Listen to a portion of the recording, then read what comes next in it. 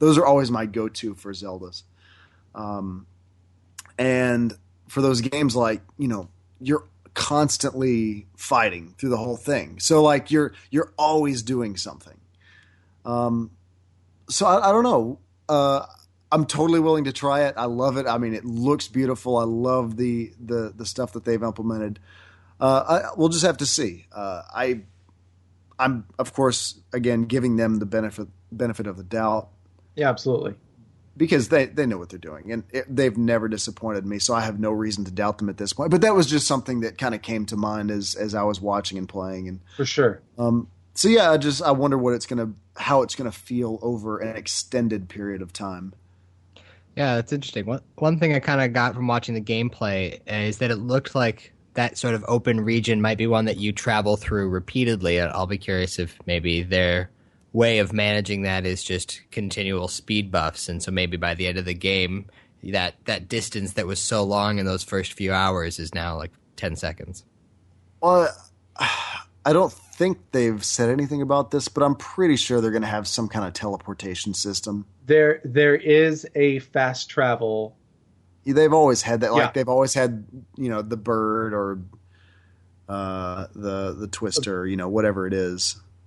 Yeah, so there's always been something, or the little portals. So there's always something. I believe that fast travel, because this map, the map in Breath of the Wild, is gigantic. Yeah. It's absolutely massive. Like you thought Xenoblade Chronicles X, that was a big map. This blows that away. So wait, what?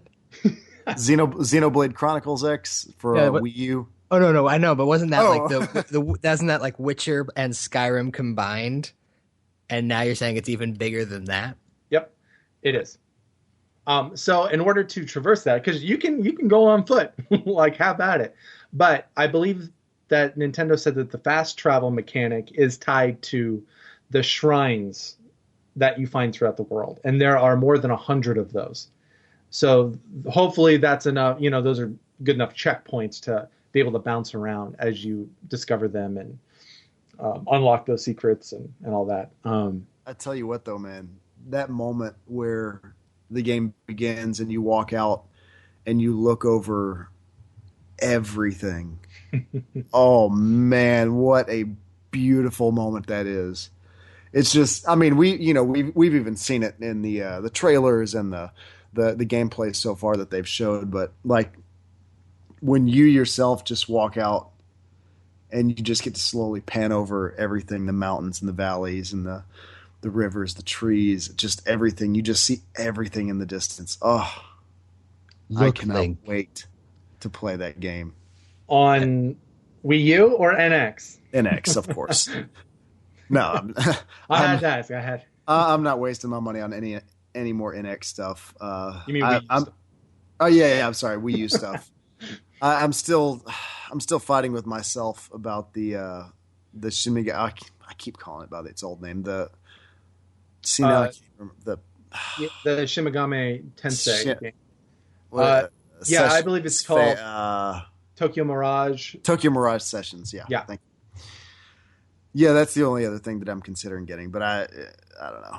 We'll see. Was the Nintendo booth, was it 100% dedicated to Zelda? Did they have any like other videos playing? So yeah, they had the treehouse going outside where they went through other games, and they talked about other stuff like that one, the Tokyo Mirage Sessions. I spent a lot of time inside. It was all Zelda. Okay, cool. Yeah, I spent a lot of time watching Treehouse Live, and like they showed some great stuff. But I understand their approach to focusing on Zelda. It has paid off because Zelda is the most talked about game on social media as of last night or this morning. It just won IGN's Game of the Show. So, like, Nintendo's probably pretty happy with their choice right now. But what about Sony? Because the big three, Nintendo, Sony, Microsoft, like, those are always big attractions at E3. both booths felt very similar to how they were in the past. Of course, there was just a lot more room. Sony had a lot of VR stuff. The Resident Evil 7 VR is really, really nice. It's a really good, dude. Actually, I want to bust out the demo on the PS4 right now, and I gotta start playing that. Has anyone beat that yet? Officially? I finished it. I don't know if I've beaten it. Yeah, I think Jason was saying that Capcom mentioned nobody's actually beaten it. Correct. Capcom has said that there is an ending where, spoilers for a Resident Evil demo, there is an ending where the quote-unquote family man who resides in the house, whether he's alive or a ghost or who knows what he is, where he doesn't hit you when you exit the back door. That there is an ending that has not been achieved yet. There are, I believe, 7 items that can be collected. People are going nuts right now, still, days later, trying to figure out what every item does, how it interacts with the rest of the demo and the house. And even today, people don't know if it was a glitch or not, but just a couple hours ago, I believe it was someone on Reddit had posted a video of one of the closed doors in the attic. There's a closed door. You go up the stairs in the attic, and at the end of the hallway, there's a door that's like boarded up with planks. Well, this guy got up there, and the door was open. The planks were still in front of like the entryway, but you could see into the room, and it's finished. It is a finished room. Like so if it's a glitch, it's a weird glitch because obviously Capcom took the time to 100% model the room. Wow. And then he left. He tried to hack the planks with the axe, and they wouldn't come down. So he left. Went back downstairs, came back up, and the door was shut. So it's like kind of revitalized because it's something new. Some conspiracy theories think that maybe Capcom pushed out an update to keep people's interest and keep them talking, but we don't know. But supposedly all the secrets have not been discovered yet, and we don't really know what else resides in the demo. I got to jump back into that. I'm so impossibly excited. I was actually curious to see what Kojima had to say about it, and I know they asked who was it that asked him? One of the sites had asked him about it, and he just he said, it's kind of funny that I said I'm back with my stuff, but even it's interesting how my games are coming back too a little bit. That's interesting. So he said he hadn't played it yet, but he's definitely interested, and I'm looking forward to it. I want to see what he has to say about it.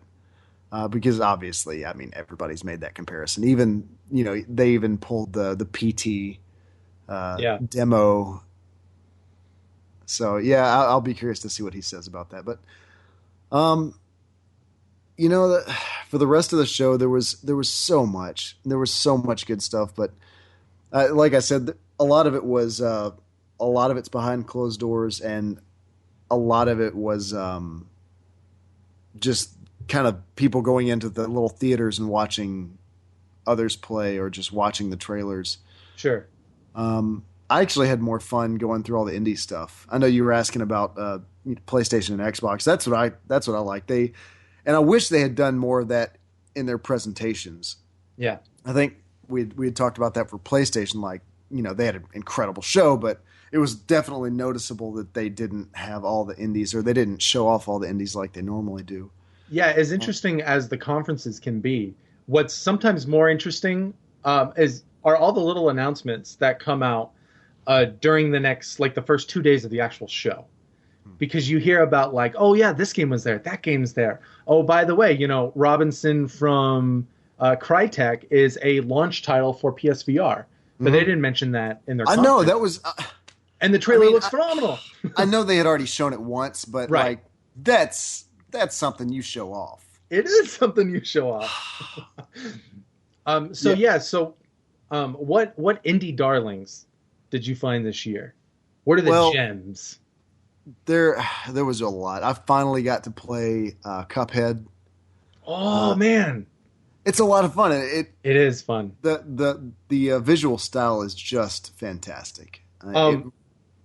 Yeah, no, absolutely. It's based on like 1930s Disney cartoons, and oh wow, it animates so well. It is so cool looking.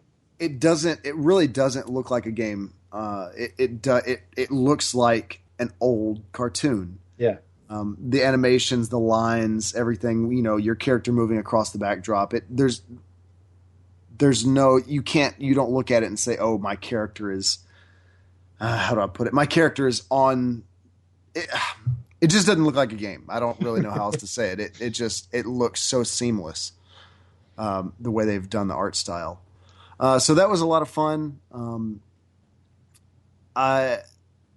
I just kind of went through one of the levels and fought, bosses and stuff like that. So that was really great. I finally got hands-on with Bloodstained, which the first game that I've ever backed on Kickstarter.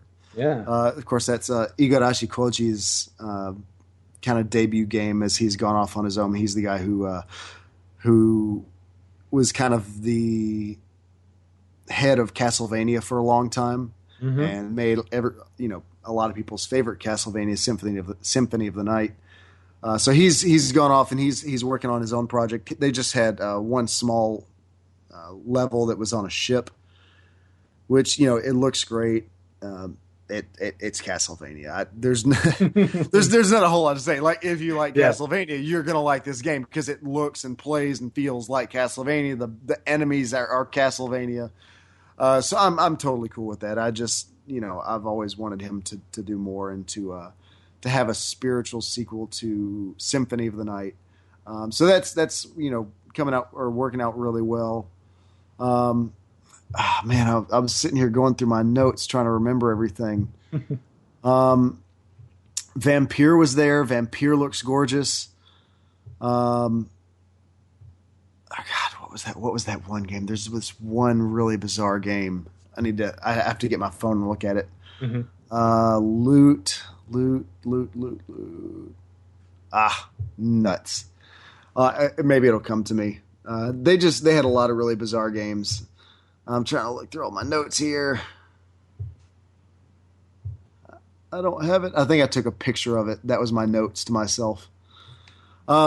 But yeah, there was just a lot of really great stuff. I finally got to play Below. I think they had that playable last year as well, but they did. That's going to be fantastic. And I think that's a timed exclusive for Xbox, if I'm not mistaken. It is. Yes. I don't know what the time frame is, but I'd figure at least 6 months, if not a year, on that title. That seems to be the deal these days. Oh God. Of course, just a side note, I always love seeing all the props and the statues and stuff that they have at E3. The best thing this year was this huge, chunky chocobo that they had out front with a little pole sticking out in front of him, luring him by a piece of cake. What? It was just cool. Bizarre. I just went and took a look at some footage for Cuphead, and it's my first time seeing it. That looks awesome. That's really cool art style. Oh, Loot Rascals. That's what I was trying to think of. Loot Rascals. Loot Rascals. Yeah, I don't even know how to explain it, man. It's a very, very different game. You'll just have to look it up. It's the art style and everything about it is just bizarre. Yeah, it's just totally weird. Oh, you know what? How am I talking about all this stuff? I have not even mentioned the one thing that was the biggest thing for me at E3. What's that? Persona 5. Oh, should have been there. Of course, I got my Morgana hat and my Persona 5 bag. Oh, very nice. To match the Persona 5 bag I got from last year. Yeah, I went and talked to my buddy John. He's the PR manager for Atlas. And he was just kind of telling me some of the stuff that's coming with the game. Just it continues to blow me away. The art style